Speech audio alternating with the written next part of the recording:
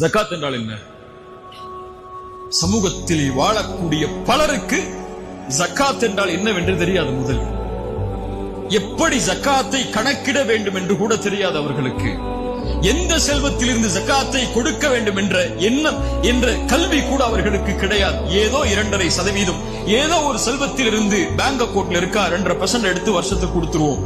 இதுதான் அவர்களுக்கு உள்ள பலருடைய அறிவு. இல்ல மஷா அல்லாஹ், அல்லாஹ் பாதுகாத்தவர்களை தவிர முறையான முறையில் இந்த சமூகத்திலே செல்வம் உள்ளவர்கள் ஏராளம் ஏராளம். முறையான முறையில் ஜகாத்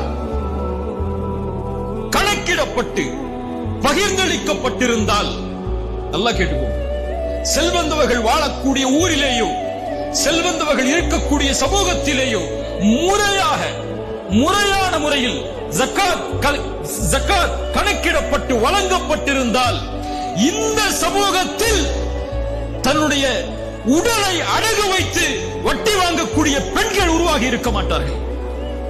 இந்த சமூகத்தில் வட்டிக்காக மரணித்த ஒரு ஏழை இருந்திருக்க மாட்டார். இந்த சமூகத்தில் தன்னுடைய அடிப்படை வசதிக்காக 2 வட்டி 3 வட்டி கந்து வட்டி என்ற நிலைக்கு போகக்கூடிய மக்கள் இருந்திருக்க மாட்டார்கள்.